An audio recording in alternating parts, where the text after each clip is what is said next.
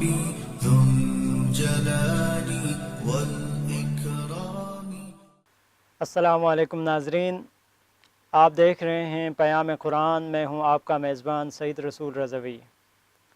ناظرین، جیسے کہ آپ جانتے ہیں، ہم اس مختصر پروگرام میں قرآن مجید فرقان حمید کی ایک آیت کا ترجمہ، تلاوت اور مختصر تشریح آپ کی خدمت میں پیش کرتے ہیں.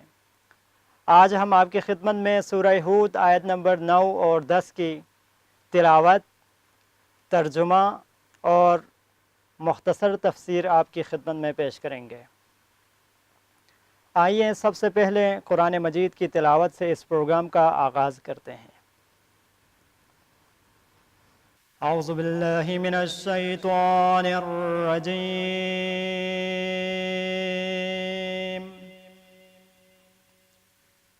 بسم اللہ الرحمن الرحیم.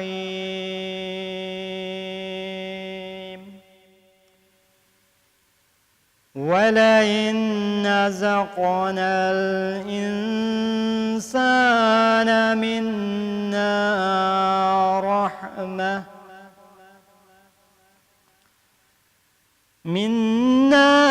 رَحْمَةً ثُمَّ نَزَّعْنَاهَا مِنْهُ إِنَّهُ لَيَئُوسٌ كَفُورٌ.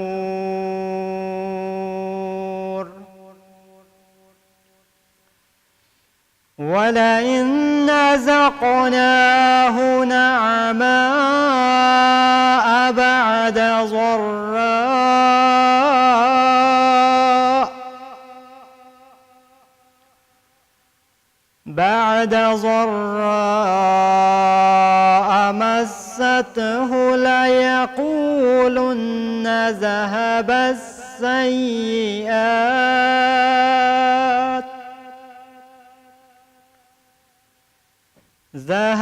السَّيِّئَاتُ عَنِّي إِنَّهُ لَفَرِحٌ فَخُورٌ.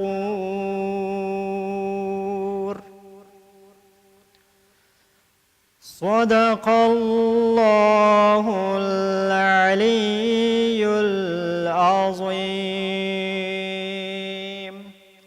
ترجمہ: اور اگر ہم انسان کو اپنی طرف نعمتوں کا مزہ چکھاتے ہیں پھر ان سے واپس لے لیتے ہیں تو وہ نا امید اور ناشکرا ہو جاتا ہے.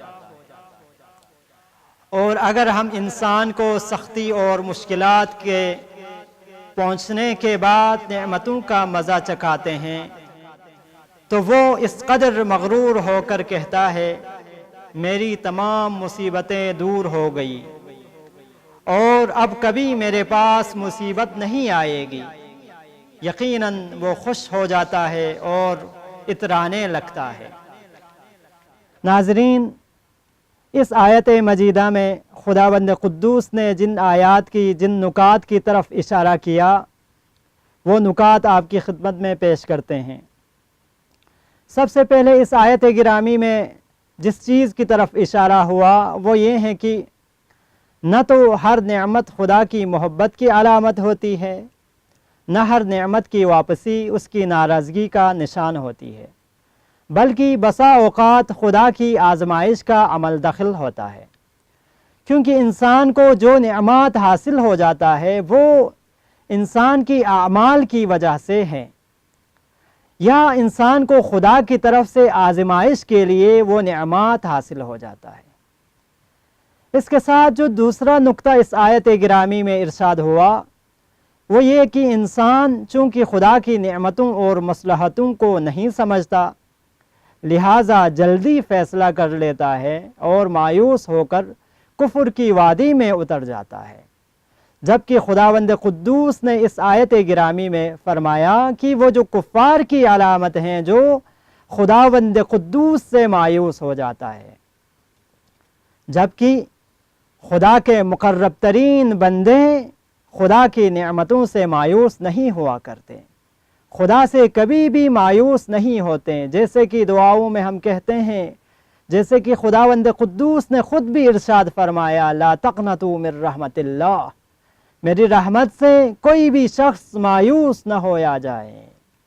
اس آیت گرامی میں جو انسان کے لیے پیام دیا گیا ہے وہ پیام یہ ہے کہ انسان کا ظرف چھوٹا ہوتا ہے، اگر ایک نعمت اس سے چھن جائے تو وہ خدا کی وسیع نعمت سے مایوس ہو جاتا ہے۔ اس کی طرف اشارہ ہوا نزعناہ من انہ لیئوس کفور، یہ انسان خدا کی رحمت سے مایوس ہو جاتا ہے اور کفران نعمت کرنے لگتا ہے۔ اور اس آیت گرامی میں جو دوسرا نقطہ ارشاد ہوا وہ یہ کہ خدا کی نعمتیں اس کے فضل و رحمت کی بدولت ہے، نہ کہ ہمارے کسی استحقاق کی بنا پر۔ یہ صرف اور صرف خدا کی طرف سے رحمت خداوندی ہے، نہ کہ ہمارے عمل کے جو اعمال ہم نے انجام دیا ہے اس کے نتیجہ ہے۔ یہ ہمارے اعمال کا نتیجہ یا اس عمل کے استحقاق میں نہیں دیا گیا، بلکہ یہ فقط اور فقط خدا کی طرف سے فضل و رحمت ہے۔ اس آیت گرامی میں جو تیسرا نقطہ بیان ہوا وہ یہ ہے کہ خدا پر ہمارا ایمان ہماری زندگی کے کامیاب اور خوشگوار دنوں ہی میں نہیں ہونا چاہیے، بلکہ ہماری زندگی خوشگوار ہو یا تنگ دستی ہو یا مشکل میں ہو یا آسودگی میں ہو، ہر صورت میں خدا کی بندگی ہونی چاہیے۔ جو اس آیت گرامی میں جو چوتھا نقطہ بیان ہوا وہ نقطہ یہ ہے کہ خدا کی رحمت سے نا امیدی اس کی ناشکری اور کفر کا مقدمہ ہوتی ہے۔ اس کی طرف اشارہ ہوا لا تقنطوا من رحمت اللہ۔ اور دوسری آیت میں جو ارشاد ہوا، اس بنا پر ہم اس کی نکات کی طرف اگر دیکھیں تو وہ نکات یہ ہیں کہ زمانہ ہمیشہ ایک جیسا نہیں رہتا، بلکہ روایات کے مطابق الدہر یومان یوم لک و یوم علیک، فرمایا کہ زمانہ دو طرح کا ہوتا ہے، ایک تمہارے حق میں و یوم علیک، اور ایک تمہارے برخلاف ہے۔ فَإِذَا كَانَ لَكَ فَلَا تَبْطِرْ، ایک تمہارے خلاف ہے، جب تمہارے حق میں ہو تو اس وقت مغرور نہ بن جانا۔ وَإِذَا كَانَ عَلَيْكَ فَاصْبِرْ، اور جب زمانہ تمہارے برخلاف ہو تو اس وقت صبر اختیار کرنا، کیونکہ فرمایا فَبِكُمَا فَبِكُلِّهِمَا سَتُخْتَبِرُ، فرمایا کہ فَبِكُلِّهِمَا سَتُخْتَبِرُ، کہ کیونکہ دونوں صورتوں میں خدا کی آزمائش کا شکار ہوتے ہیں، کیونکہ انسان صبر میں ہو یا مشکل وقت میں ہو، دونوں صورتوں میں خدا کی آزمائش کا شکار ہے۔ اور اس آیت گرامی میں جو وارد ہوا، اس کی روشنی میں انسان کو سختی اور مشکلات کے بعد ملنے والی نعمتیں خدا کی یاد اور اس کے شکر کا موجب بننی چاہیے، نہ کہ تکبر اور غرور کا۔ یعنی انسان کو جو کچھ حاصل ہے اس پر شکر ادا بجا لائیں، نہ کہ تکبر و غرور کریں۔ اور اس کے ساتھ ساتھ خوشی کو دو چیزیں خطرناک بنا دیتی ہے، یعنی انسان جس چیز سے خوشی حاصل کرتا ہے یہ خوشی دو طرح سے خطرناک بن سکتی ہے۔ ایک تو یہ ہے کہ غلط تجزیہ و تحلیل، جس کے بارے میں خدا نے ارشاد فرمایا ذہب السیئات، جس کے ذریعے سے انسان کے اعمال، نیک اعمال ختم ہو جاتے ہیں۔ دوسرے یہ کہ خوشی کسی دوسرے کی تحقیر اور فخر و غرور کا موجب بن جائے۔ تو انسان کے لیے ضروری ہے کہ انسان اپنے اس اعمال کو، اس جو خوشی ملی ہوئی ہے انسان کو، یا انسان کو جو نعمت الہی ملی ہوئی ہے، اس کے ذریعے سے فخر و مباحات نہ کریں، بلکہ اس کے ذریعے سے انسان خدا کا شکر گزار بندہ بن جائے۔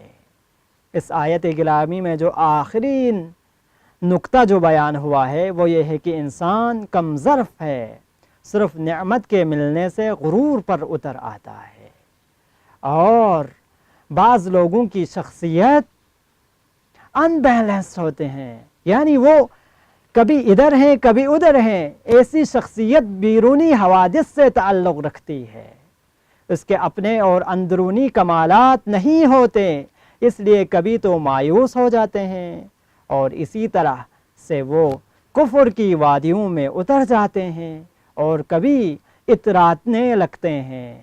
کبھی کبھار وہ شخص غرور و مباحات میں اترانے لگتے ہیں اور دوسروں پر فخر کرنے لگتے ہیں. ناظرین، پروگرام کا وقت ختم ہوا چاہتا ہے. خدا سے دعا ہے کہ بار خدایا ہمیں قرآنی نکات پر عمل پیرا ہونے کی توفیق عطا فرمائیں. اگلے پروگرام تک کے لیے اجازت دیجیے. اللہ حافظ.